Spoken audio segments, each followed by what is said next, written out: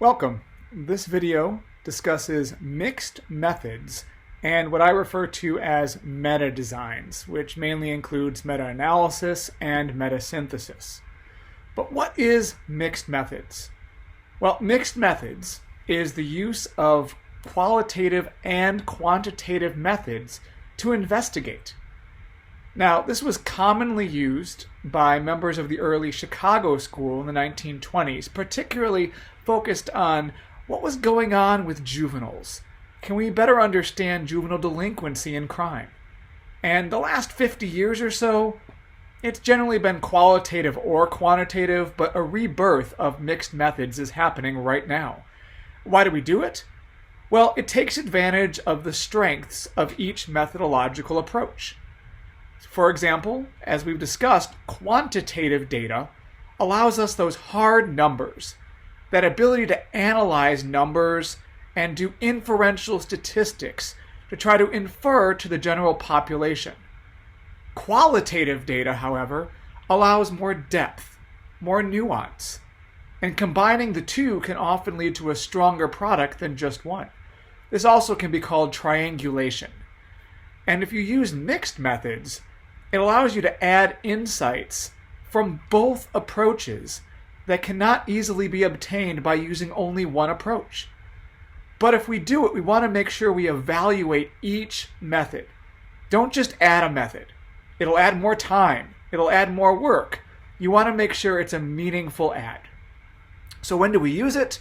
Well, we use it if the research question allows for unanticipated results.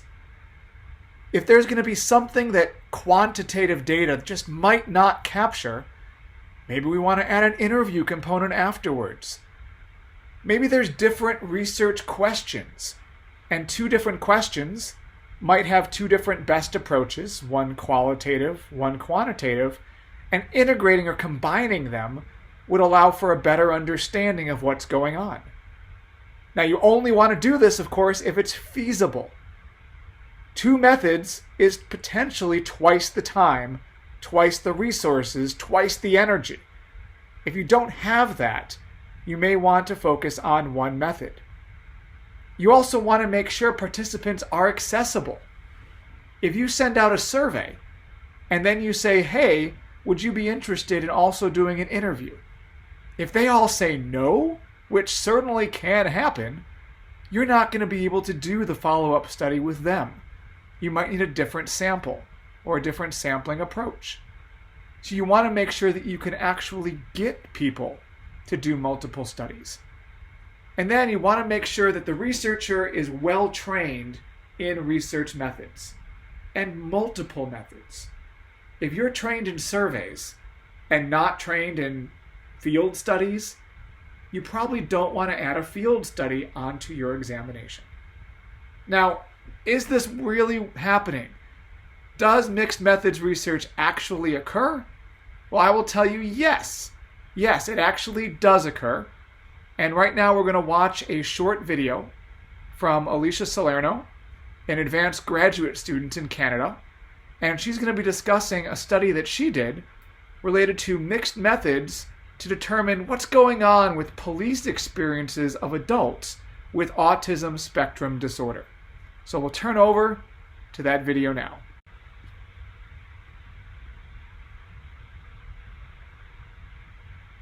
Hi everyone, my name is Alicia and I'm a senior PhD student at York University in Toronto, Ontario. And I'm going to be talking to you today about a study that I did looking at the police experiences of autistic adults in Canada.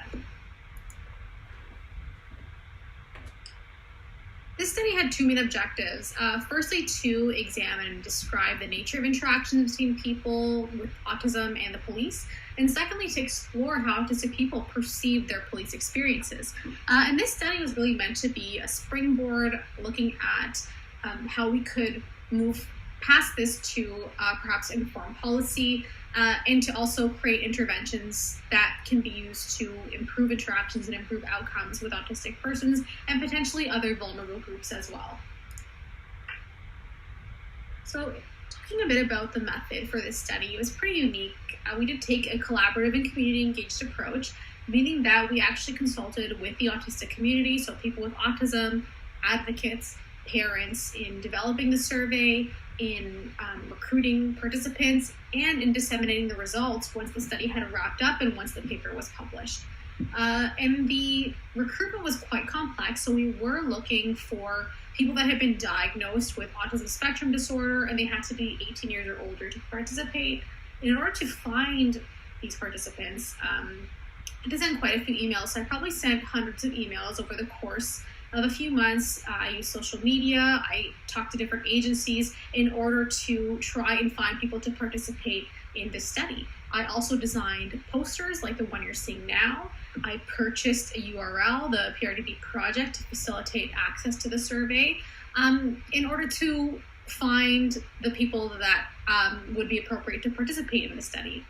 And this was a mixed methods online survey, and we chose an online survey for several reasons, but the two most prominent being convenience, so we could access a larger sample, and secondly, for confidentiality purposes, because we were talking about a very sensitive subject. So we wanted to ensure that people felt comfortable disclosing their experiences, and that would be easier to do with an anonymous online survey.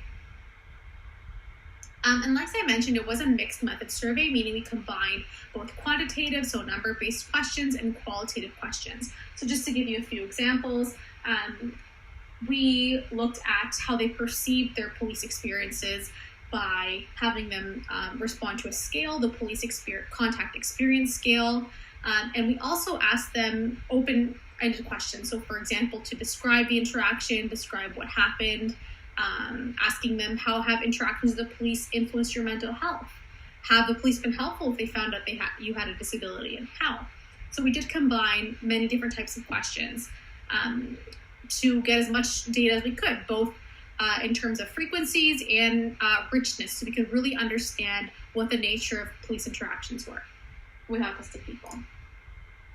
So I did have a lot of results for this study, but I'm just going to focus on a handful because, like I said, there was a lot, especially given that it was a mixed method study. We had different types of analyses. I'm not going to spend too much time on participant characteristics, but in total, after all the recruitment and hundreds of emails, we had 35 adults with autism participate, more women than men. Most were of white European descent. They were a fairly well-educated sample, so 70% had attended or completed post-secondary.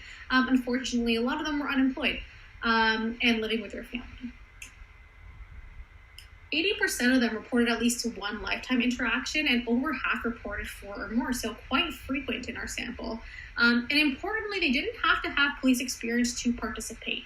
So we weren't just recruiting people with experience, we were also recruiting people without. And that was included in our recruitment material and in the poster. Just over half had been the victim of a crime, and this number is high even by the disability community standards. A lot had been stopped by police, had mental health related interactions. Looking at the nature of their interactions, so this is looking at those open-ended questions where we asked them to describe one police interaction of their choosing, and we didn't guide them regarding how to choose this interaction because we really wanted a random sampling. We analyzed those open responses using Braun and Clark's thematic analysis, and in total there were 9 different categories of interactions that were describing this open response. The most frequent being interactions related to aggression or violence, so the police were there. A lot of these cases were due to meltdowns. They were having mental health related meltdowns, and that's why the police responded.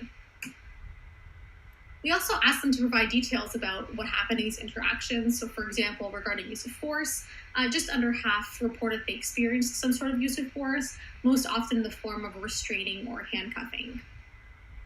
Looking at some of those interactions, unfortunately, a lot of them were unresolved, meaning nothing really happened, and that's what the participants said in their own words in their open response, which could suggest perhaps a lack of appropriate resources or police not knowing what to do when they encounter somebody with autism. Interestingly, only one of them mentioned a mental health crisis team, which were designed really for these purposes. Regarding their perceptions of their experiences and some of those quantitative results, as you can see, overall, their perceptions of their experiences were not great. They were not satisfied. They did not perceive them to be procedurally just, and the outcome was not favorable to them. And this is all represented by averages well below the mean on the scale.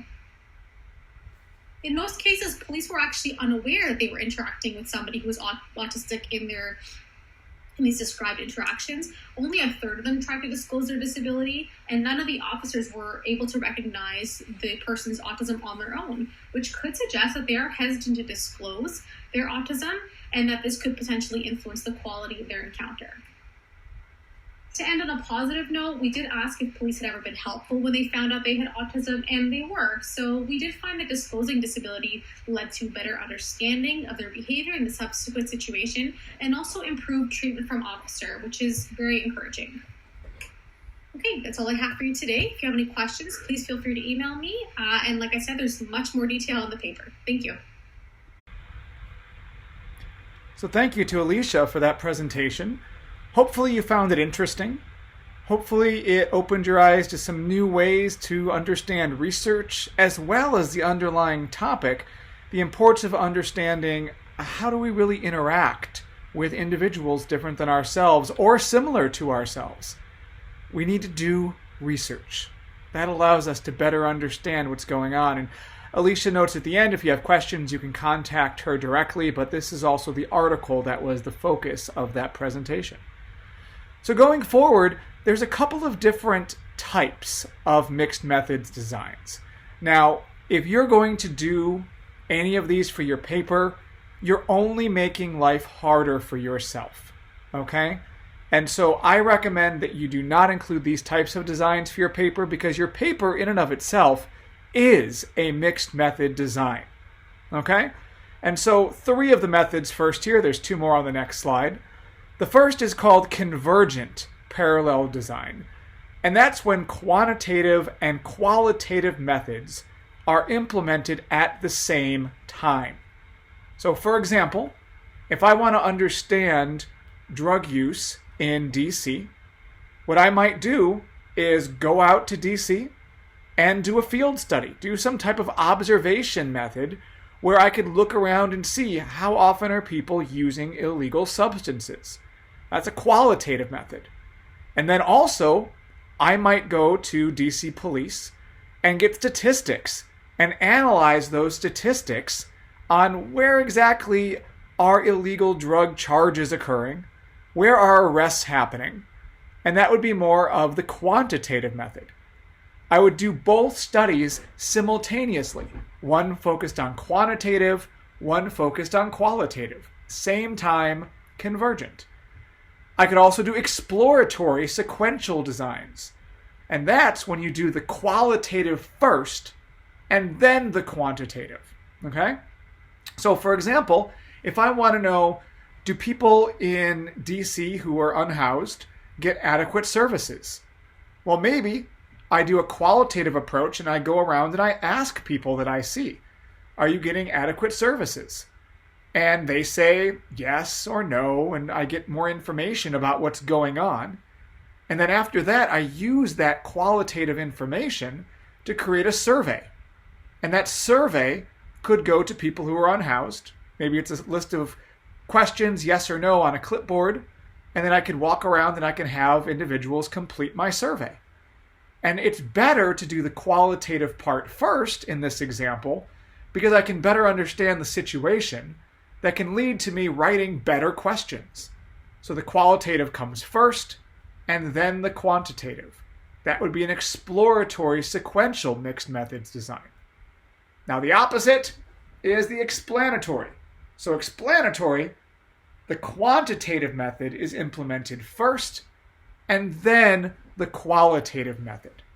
So for example, I could do a survey first, asking you all, how is this class going so far? And you give me numerical answers on your survey. And then I follow up and I say, hey, people generally said I talk too fast. Could you give me some comments on that? And I would get qualitative information that would help me better understand the results from the quantitative survey. So quantitative first, then qualitative to get more depth from the data. 3 different types of mixed methods designs here. But there's 2 more. One is embedded. Now, embedded is when you have a primary method, and it can be qualitative or quantitative, doesn't matter. But then the researcher adds another component. And that can be at the same time or it could be sequential. And I put this on a different slide because it could be those prior designs. It's a matter of adding later, okay? And so if you're in the middle of your survey and you're like, you know what, I want to start interviewing people to really understand what's going on, then you can add some interviews into it. And that embeds a new design. Now, if you went qualitative, then quantitative, or quantitative, then qualitative, you get one of these earlier designs. Remember, qualitative first is exploratory, quantitative first is explanatory, but embedded allows you to add something else in the process to better understand the information you're getting. And then multi-phase just keeps going over and over and over. Maybe I have a survey, I follow it up with interviews, I use those interviews to create a better survey. And then I have a better survey, but still some more questions, so I lead to interviews, and it goes on and on and on. That would be a multi-phase approach, which allows for continuous back and forth between quantitative and qualitative. Because again, quantitative gives you that numerical scientific basis. Qualitative gives you that depth. Both have tremendous value. Now, let's do some practice in your head. Now, this is asynchronous, and so there's no shouting out the answer unless you're shouting out to yourself right now, but I want you to think about these, okay? So the first one, to understand school violence, I randomly assign schools to 2 different security protocols and analyze the results. And then at the same time, I observe the overall sense of security through site visits. Well, here, what do we have? I'll pause for a second. What do we have here? Well, let's jump back. Let's jump back here. Qualitative, quantitative. Qualitative first, exploratory. Quantitative first, explanatory. What do we have here? Well, we have quantitative first, right? Quantitative, and then we're observing, is qualitative after. But, look at this, at the same time. This at the same time means that they are being done simultaneously. It's not one then the other, it's simultaneous, which means it is a convergent design. They're being done at the same time, convergent design. Second one, to understand school violence, randomly assign schools to 2 different security protocols and analyze results, then do interviews. This is a lot like the first one, but we're missing that at the same time clause. So now we have quantitative, a random assignment, which could be a true experiment, and then qualitative, which is our interview. Quantitative, then qualitative, explanatory. That is an explanatory design. Okay, number 3. To understand school violence, we did site visits to schools, so like a field study approach to better understand how the security process works, and then we performed a true experiment. We have qualitative, then quantitative. That would be an exploratory design. Okay, and then the last one, to understand the effectiveness of drug treatment programs, first we do a true experiment, then we do qualitative interviews to better understand them afterwards. What's that? Well, quantitative, true experiment, then qualitative, explanatory design. Hopefully these have made sense. Now, again, not everything is good for mixed methods. There are strengths and limitations. True experiments are strongest for testing causal hypotheses and most appropriate for studies with treatment effects that we're trying to examine. Because remember, random assignment generally reduces bias, but that degree of control is not always achievable in the real world. So sometimes we need to do things like field experiments. But here we need to remember our method should be guided by what's most concerning, what are we really trying to study, and that best method. You know, quasi or non-experimental methods could be the only approach if you can't get random assignment, but of course they lose some validity. And field experiments can often require more access and can be more expensive, but get you more depth. Surveys are often the cheapest and can be really effective, but only if people will actually answer the questions and if you can get them. And so we want to make sure we balance the strengths and weaknesses of each approach. Remember, qualitative gives you depth. Quantitative gives you more empirical association. Okay, so let's think through these. Okay, if my hypothesis is requiring body cameras on police officers increases community trust in the police, how could we do this? Okay, I want you to think through this. How could we possibly do this? Well, requiring body cameras on police officers increases community trust in police. We could do a true experiment. We could randomly assign precincts to either have body cameras or not, and then survey individuals in the community about their trust. We could just do the survey. That's a survey design. We could interview members of the community. That's an interview design. We could also do a field experiment, do observations. There are lots of different approaches. Ex post facto is a quasi-experimental design.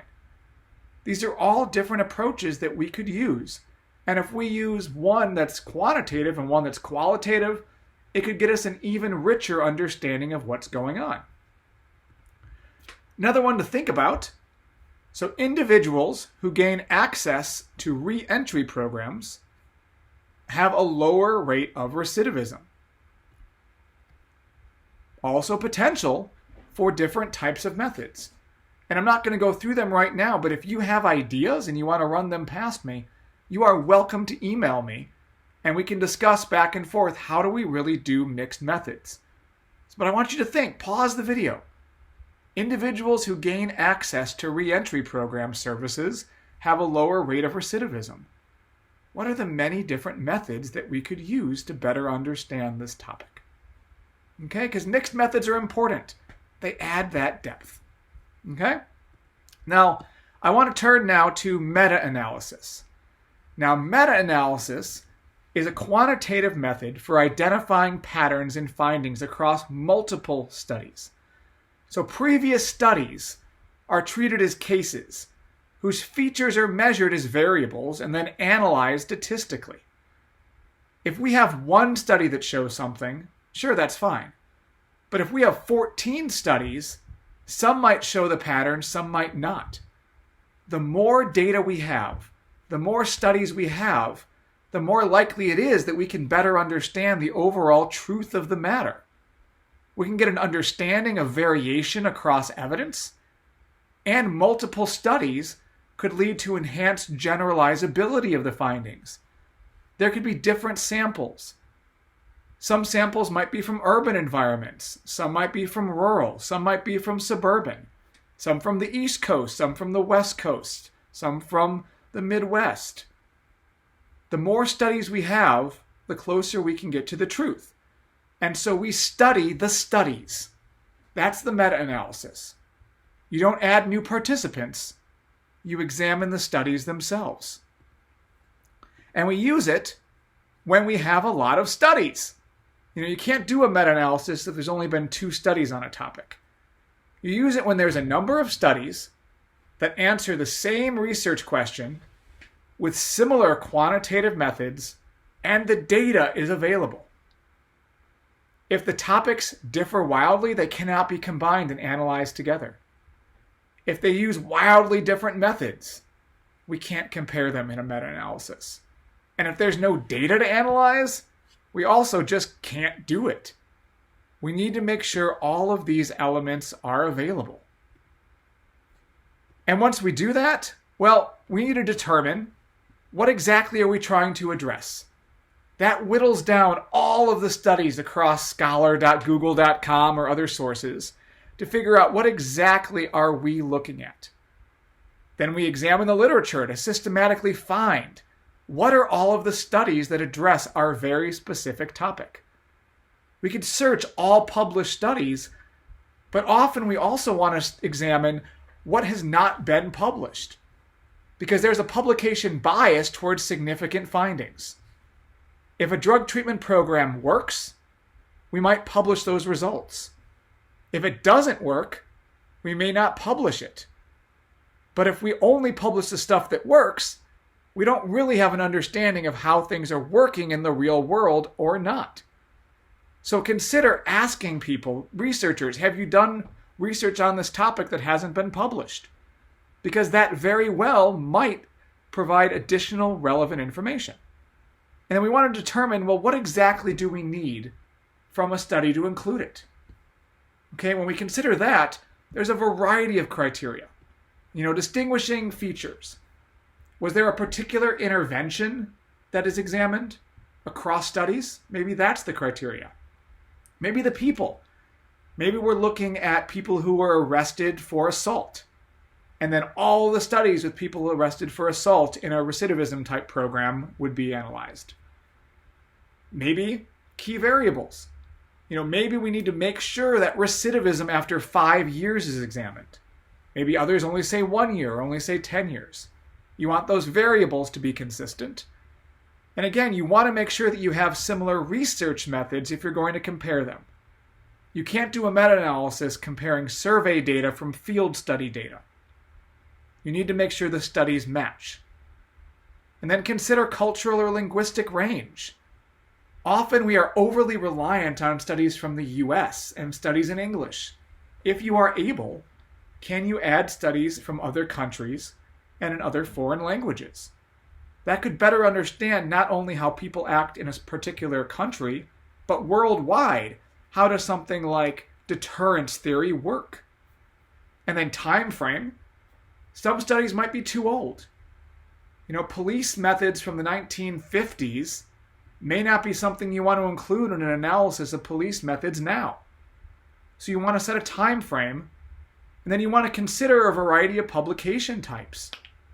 Like I said, if you only use things that are published in peer-reviewed journals, there's a bias towards significant findings. That could bias your overall analysis.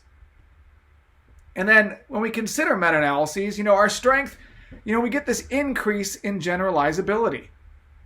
Confidence is higher when you have a lot of studies.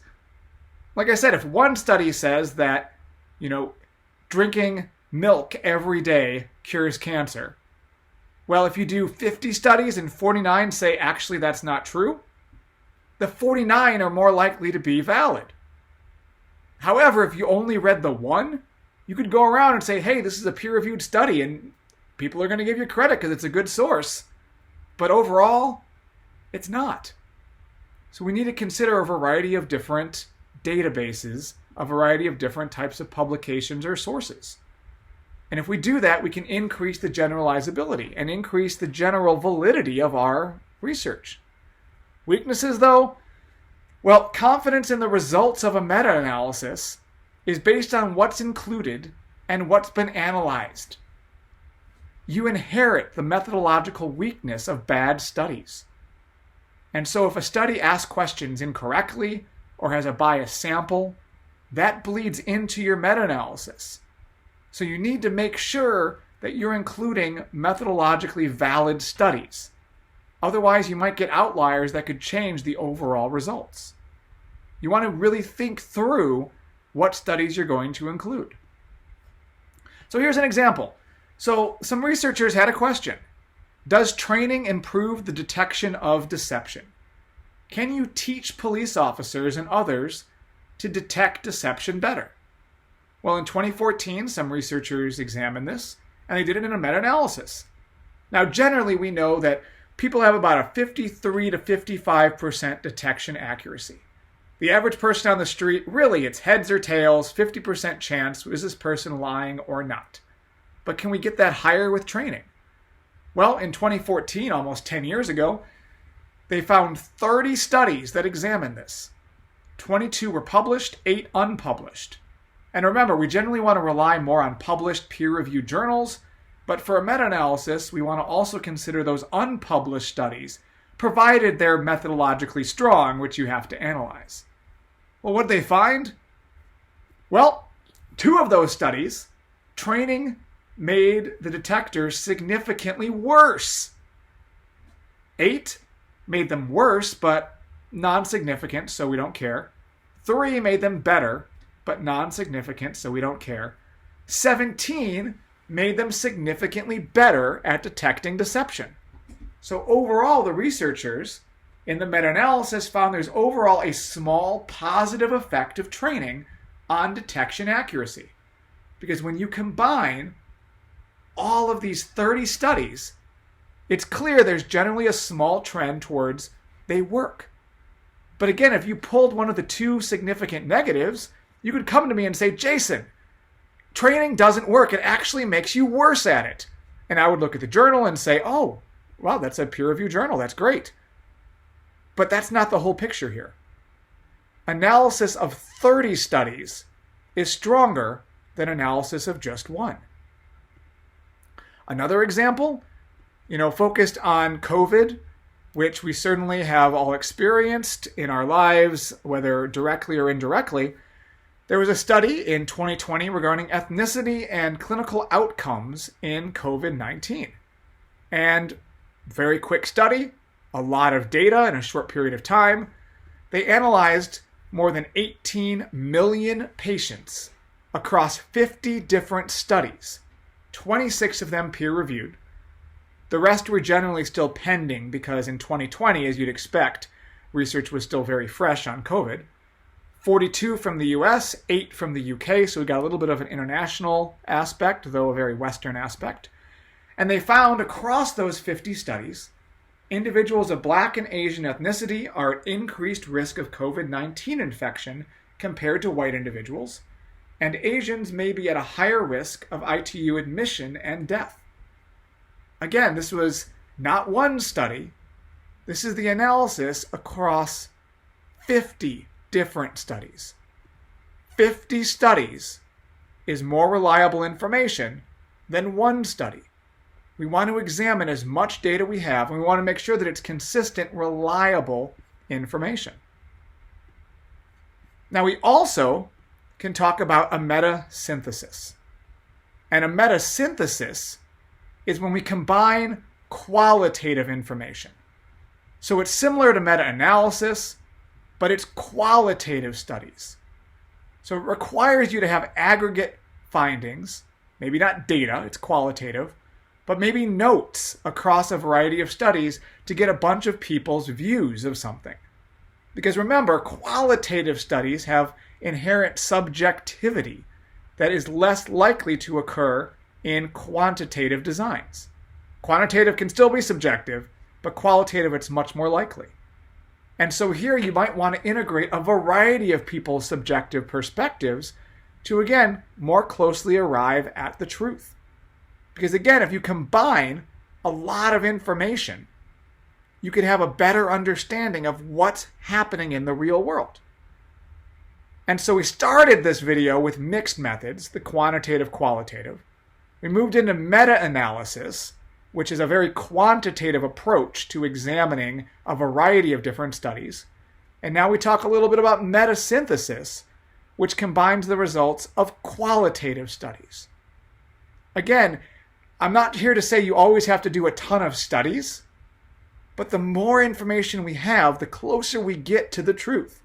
Because no one study is going to get at the truth. No 100 studies is probably going to get to the truth. But just like how as our samples get larger, they get more representative of the population, as we examine more and more studies, we get more generalizable information. And so I end this video with your next APW. And it's mixed methods practice that will lead you to your paper, which is due fairly soon now. Like most APWs, you want to restate your hypothesis, but here you're going to present 2 methods, one qualitative, one quantitative, that could be used to examine your hypothesis. Each method, give me at least 1 sentence describing it. Okay, so it can be short, but the more you give me here in your APW, the closer you are to writing your final paper. Now, your final paper does not need to be qualitative and quantitative. You can have 2 qualitative methods. You can have 2 quantitative methods. However, for this assignment, because it's mixed methods, you want to have 1 of each. Also, for this, technically, you could have a survey and an interview, but don't do that because that's the rule on the final paper. You cannot present a survey and an interview. Okay, so 1 qualitative, 1 quantitative, at least 1 sentence each. But again, the more you give me, the closer you are to writing that final paper. And again, like everything this week, it is due Sunday night. So thank you for your time. I hope you have a great rest of the week.